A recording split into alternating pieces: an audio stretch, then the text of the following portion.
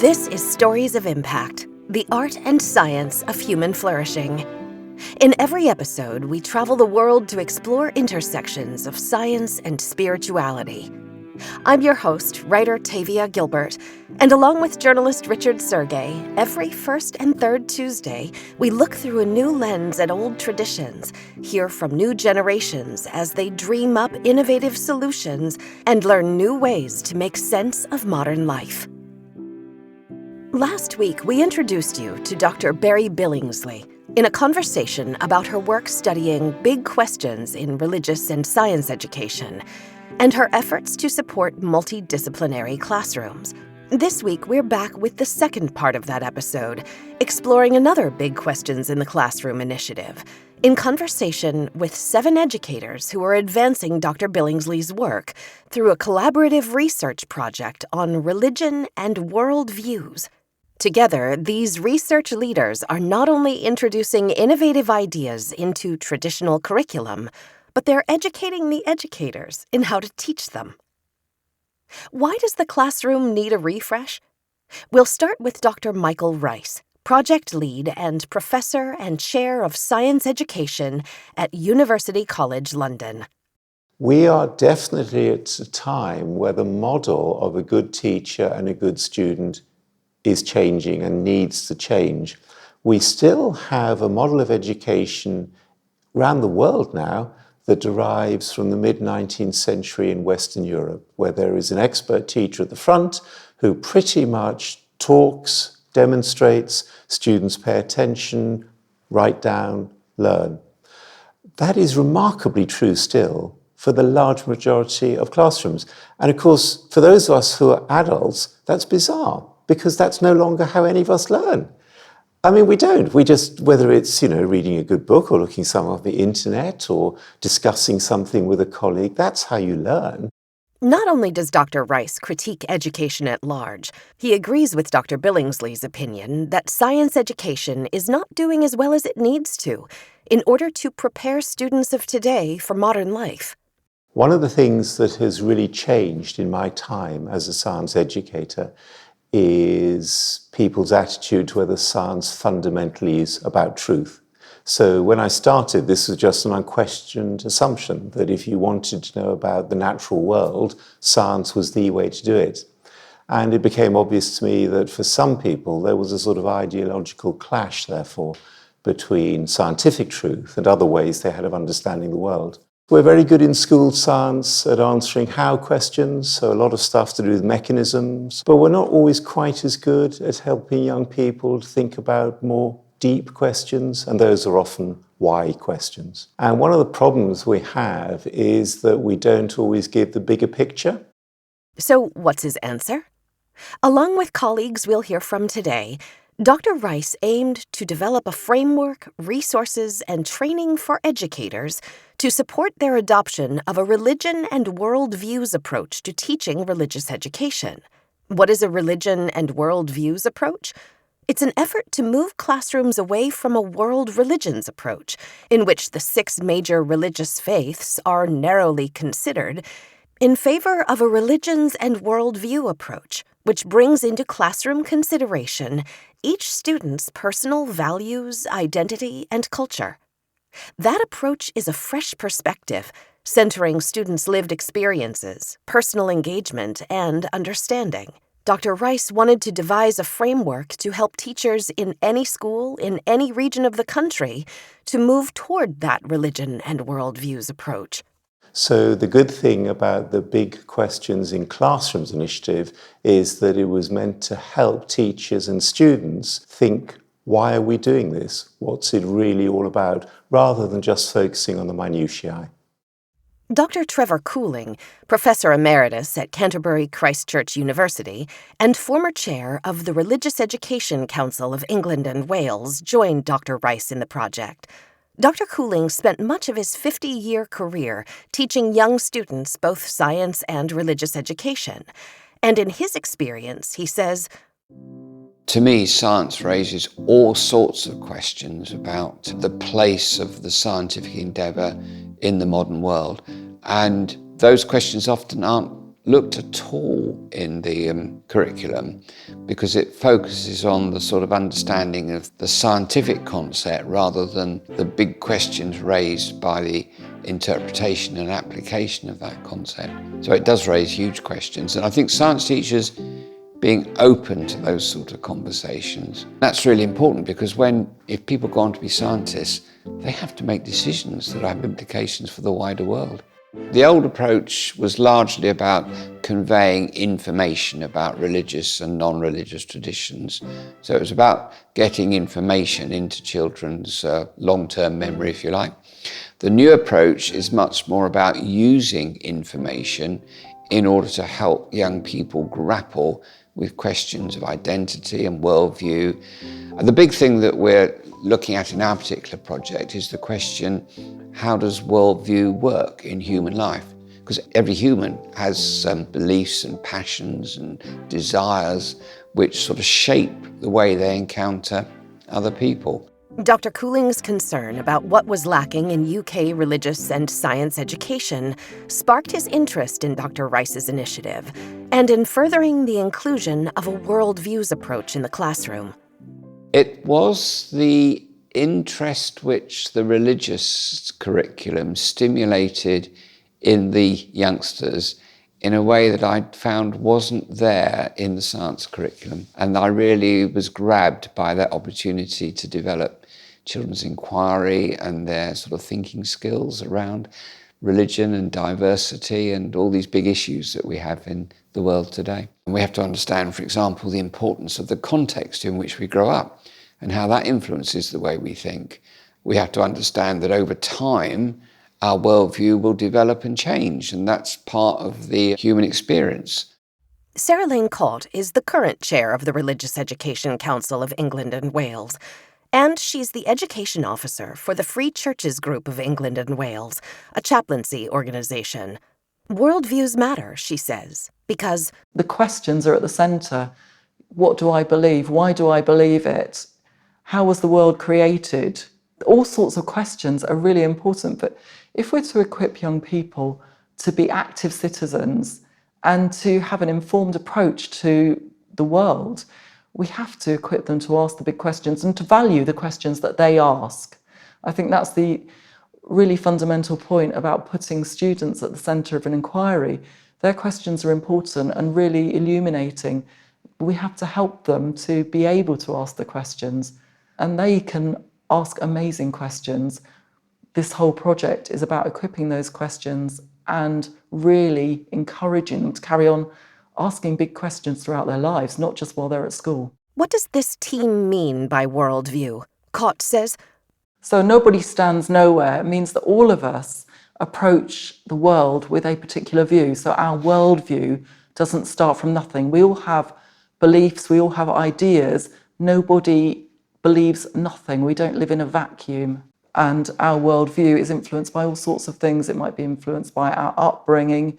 It might be influenced by the people we have around us. It might be influenced by the country in which we live. And it might be influenced by an institutional religion or belief. a worldviews approach expands traditionally taught religious education, says Dr. Cooling. We use the definition that worldview has two major forms. One is what we call organised worldviews, which are the sort of traditions. So there are Christian versions of worldviews, there are Islamic versions, there are Hindu versions. So that's one dimension of it. And the other dimension is that everybody has what we're calling a personal worldview, which is their own, if you like, deep-seated commitments and desires and all those things that I outlined before that drive them and motivate them. And what we're looking at is how those two meet in the classroom. So it's a sort of encounter between personal worldview and organised worldview. Like Dr. Cooling, Stephen Pett has spent years teaching kids in religious education classrooms. Now, as a national advisor for religious education today, and part of the Big Questions in the Classroom, or Be Quick Worldviews initiative, Pett adds, we're not losing a focus on organised traditions and what religions have done and thought over centuries, millennia, but we're exploring that and exploring the relationship between that and how people live. So we're sort of widening the lens on it rather than dropping something out. The Be Quick project allowed us to begin to introduce the idea that you can ask different kinds of questions in the classroom and investigate them in different ways, using different methods, using different disciplines. It's not just assuming just because we've always looked at 6 major world religions, idealized versions of religion as if there's one Islam or one Judaism. We should continue to do that. A wiser way forward, he says, is recognizing that it's about being open and transparent about our subjectivity, if you like, rather than assuming that somehow we can be objective. If we're just talking about worldviews, for example, then people might think that's about non-religion. So it actually draws non-religious worldviews in as a focus of study, and that obviously includes the non-religious worldviews of pupils themselves. So that means that rather than always looking at things that are outside the pupils themselves, it's saying, well, what about you? And then if this is your non-religious worldview, what are the influences on it? How is it shaped? It's actually about making it more about the reality of pupils' lives, whether they're religious or non-religious. Whereas actually we're saying a religion and worldviews approach explores both religion and non-religion and recognises that actually there's not a clear boundary between those two. There might be some people who identify within a tradition, but actually they have a fluid relationship with non-religion as well. And likewise, people who are non-religious, who are quite happy to have some supernatural beliefs or some practices they might have inherited from religious worldviews. Being aware of other people's worldviews and perspectives then will help us to understand each other better and to get along better as well. opening space for diversity of beliefs has a positive impact outside the classroom, Pett says. So I think it's not just about revitalising a subject, it's saying this is something that's really essential for children and young people in the world today. It is about drawing attention to how we know things, how we find out, how we learn. It's about equipping teachers and pupils to think for themselves, to draw on the thinking in the past, but not just accept it as a given, to think about the best ways to learn, the best ways to know, and to think about how you then check whether what you've found out is reliable or true or valid or credible, rather than just to be told, this is the way to think. Gillian Georgiou, a diocesan religious education advisor for the Lincoln Diocesan Board of Education and another team leader for the Religion and Worldviews project, reinforces Pett's point. Incorporating worldviews into curriculum, she says, does not mean discounting the importance of educating children about world religions. There is some knowledge that it is helpful for children and young people to have. So are there particular things children and young people really do need to know to be able to navigate this area of the world? We're like tapestries woven of many different threads. And for several billion people on this planet, one of those threads is religion. So it is crucial, if you want to be able to engage in a diverse, open, global society, to understand something about that particular thread. So we're not throwing that away, but we are then asking them to scrutinise that knowledge. Where does it come from? Who decided that that's what you should know?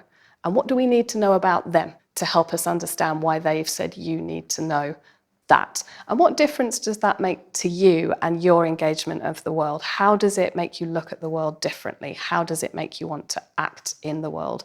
So it is almost taking that content, that knowledge, and then perhaps bringing it alive, empowering it, and sending children out into the world to be able to use it to make the world a better place.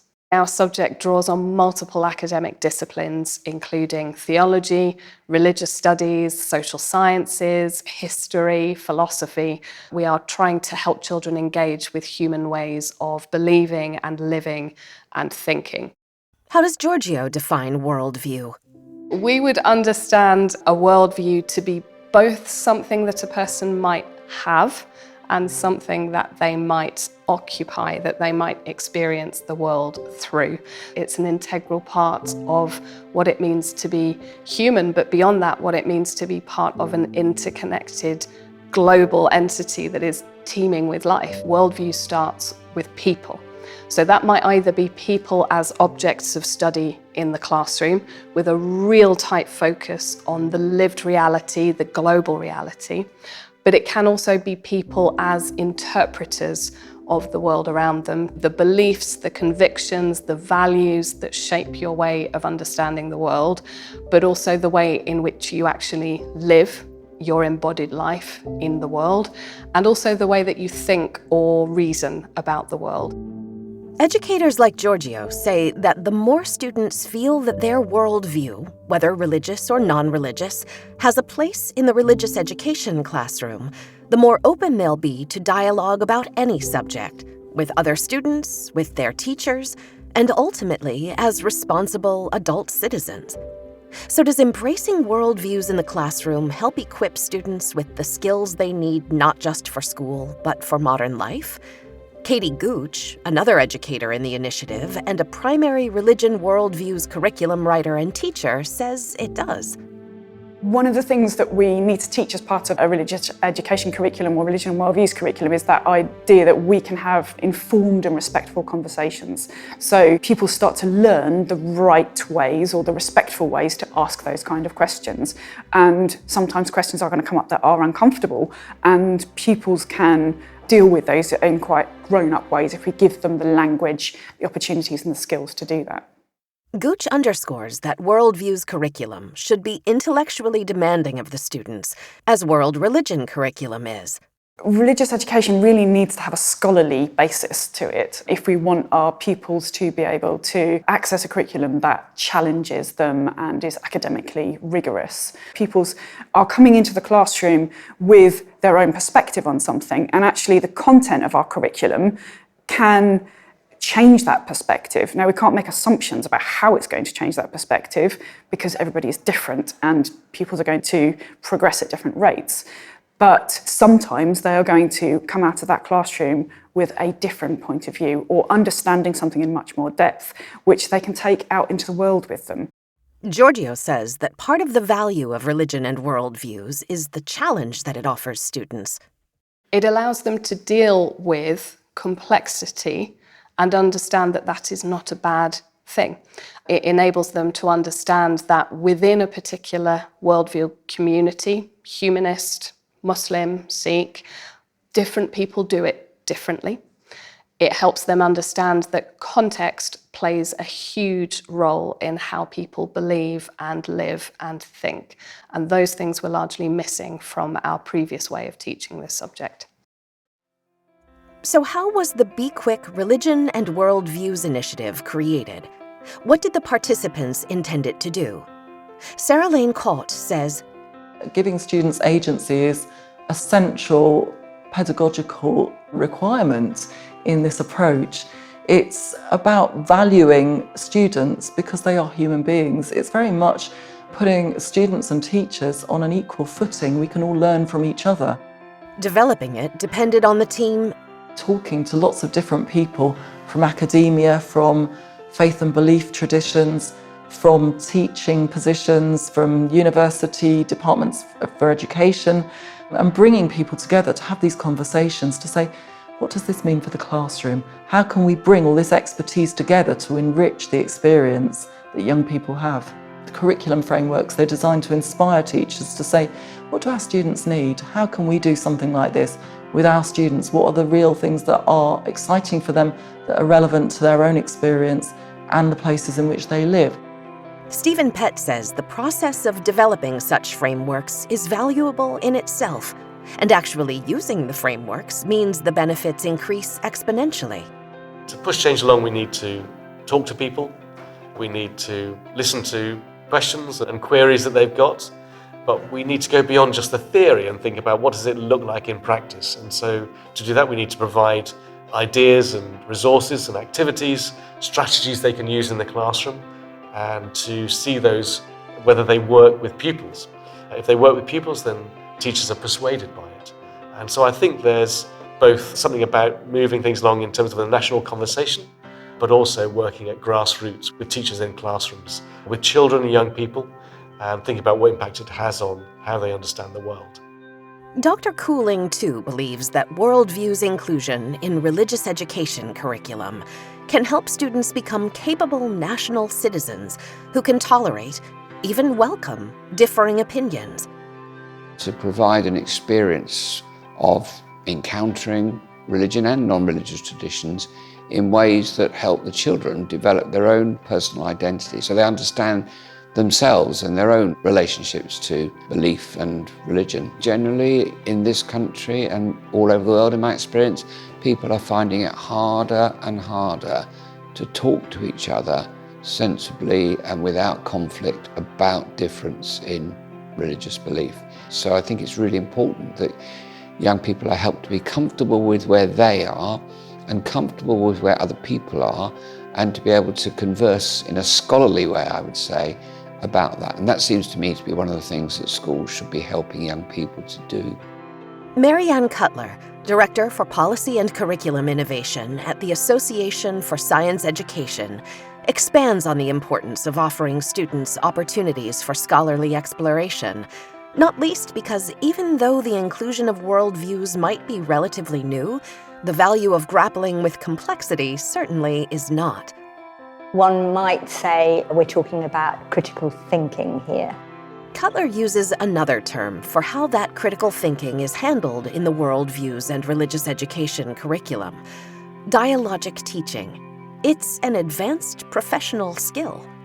What that means is where the teacher facilitates proper constructive dialogue with the children and the children with each other. So working in small groups and as whole class with the teacher, giving the sorts of purposeful questions where the children can, through discussion and purposeful activities that facilitate that discussion, they can come to discuss their own viewpoints. And in science, this is very important, that the views, they're able to reason them, they're able to argue them, and it's all based around the evidence that they're looking at, presented by the teacher, not the answers given, but different ways in which the evidence is presented.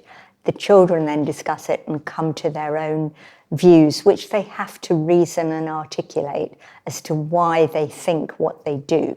Dialogic teaching also enables children to have a view. As long as it's reasoned, they can argue it through, but it focuses much less on the right and wrong. It enables children to look at questions which actually are more interesting, the why sorts of questions and the how sorts of questions, not really the what and the yes, no. Cutler says dialogic teaching challenges and benefits everyone in the classroom. Children, they really respond to this. Their views are taken into account, but also that they're able to change their minds, change other people's minds, others within the class, and that other children look at them and appreciate them for their views because they've reasoned them. It gives space for children to stand back and come to their own conclusions because they've had time, facilitated importantly by the teacher, to look at how they're developing their evidence base, their knowledge and conceptual understanding, their inquiry skills, how they're building it, because they're given time to do. That's one of the features of dialogic teaching, that the teacher has to stand back. It's difficult, teachers say, to stand back and not come forward and either give the answer themselves or expect an answer pretty quickly because time is of the essence. It actually works better if the teacher is able to stand back a little and give children time to reflect and then to come forward with a response that they are happy to give. Students, young people who traditionally haven't necessarily shown that they like science or that they've particularly engaged with science, to come forward. And they do that. They do give their own views, and teachers tell us they're surprised because children are responding in ways that they hadn't thought they would. Like Cutler, Dr. Cooling says that students and teachers alike feel the value of the Worldviews framework. I think it's a change of mindset, because I think a lot of teachers have been schooled in the idea that they are information transmitters. They have to refocus on seeing the information as being important because of what it stimulates in the pupil's exploration of life. Once you open conversation up with young people, yes, unanticipated questions come. And the skilled teacher will not be threatened by that, because they'll be able to say, well, okay, I don't know the answer to that, let's go away and find out, which actually is a very important modelling of, to me, scholarly attitudes. The fact that you say when you don't know and you set out to try and find out how you get the answers to those sorts of unexpected questions. How might this curriculum shift and the Worldviews framework impact the future of education? Dr. Reiss says that the Be Quick project gives him hope. Countries around the world vary a lot, but in the West, one of the disappointing things in the last few decades is that young people have less and less agency. They have less and less choice, sometimes quite literally in terms of which subjects they do, but also within each classroom having much ability to decide how they learn about a topic. And one of the things about the Be Quick, the Big Questions in Classrooms initiative, is that it just tried slightly to shift the dial a bit, to give young people a little bit more opportunity to behave as people, to have some choice and agency. So I'm always optimistic, which is a character flaw, some people would say, of mine.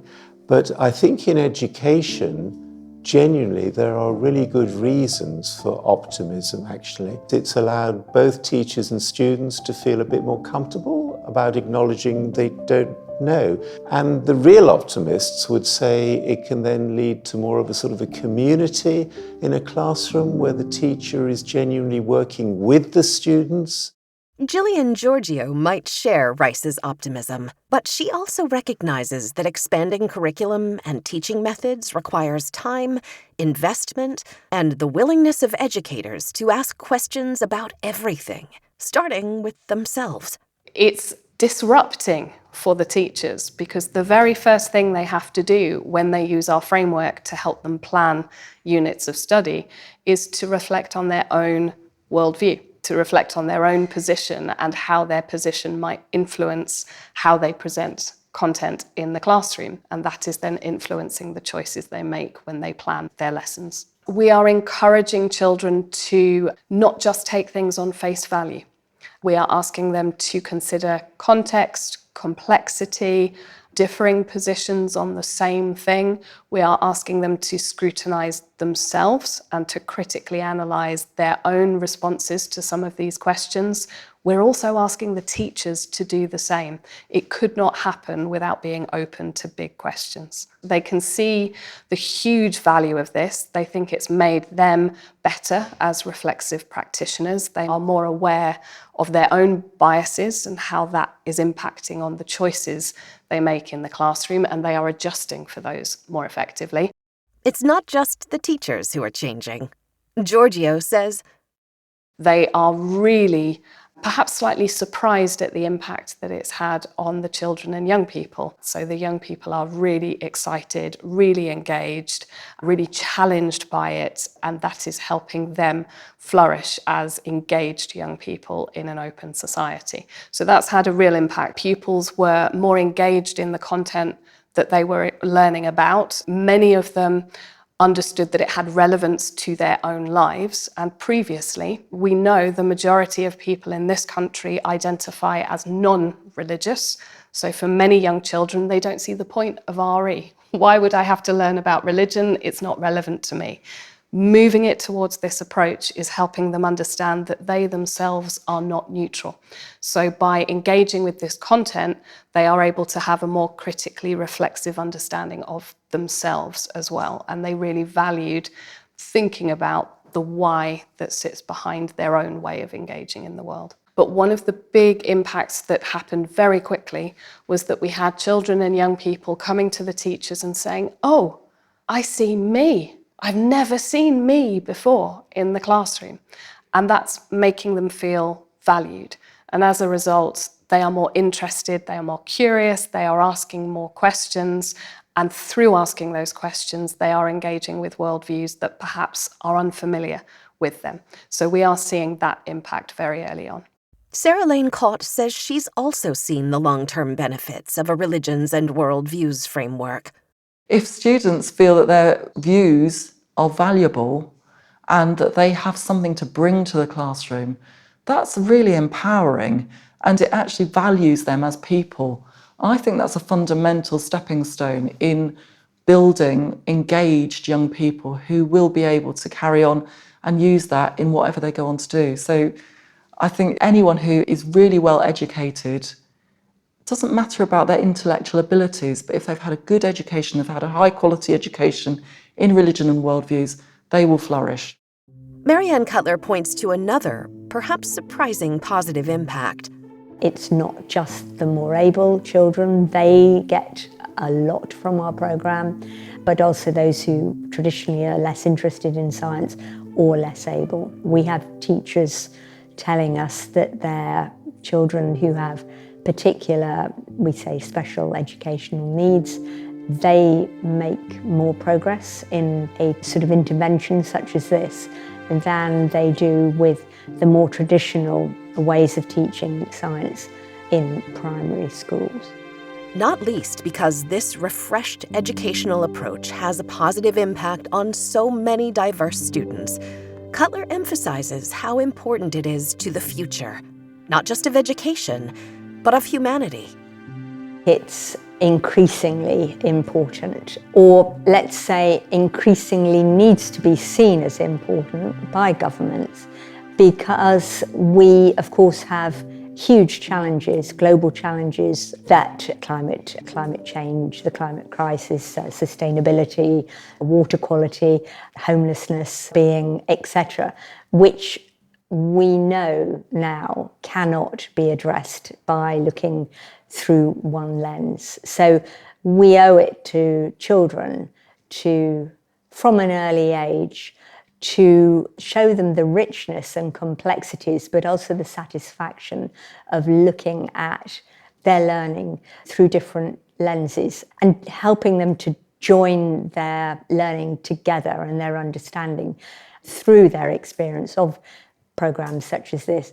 We enable them to see that actually they can get different perspectives, and they tell us, the children, they look at things in a different way because they've looked at it from a different angle, because they use different tools and skills, which of course bring in your own worldview, your own personal perspectives, and that's enabling children to do that comfortably, and accepting all of that also enables children to move forward. Gillian Georgiou offers the most powerful reason to further the Be Quick mission. It is the difference between seeing a child as an empty box that you fill full of factual information and ask them to simply regurgitate, and making them into engaged and committed human beings. It's the difference between seeing them as empty humans and helping them to become something more humane, I think. Engaged, curious, connected with the world around them. We hope you'll come back in 2 weeks for another new episode. In the meantime, please share the Stories of Impact podcast with someone you think would love it. And we'd love to hear from you. You can get in touch at storiesofimpact.org. This has been the Stories of Impact podcast, with interviews by Richard Sergey. Written and produced by Tavia Gilbert for Talkbox Productions. Music by Alexander Filipiak. Mix and master by Kayla Elrod. Executive producer Michelle Cobb. The Stories of Impact podcast is generously supported by Templeton World Charity Foundation.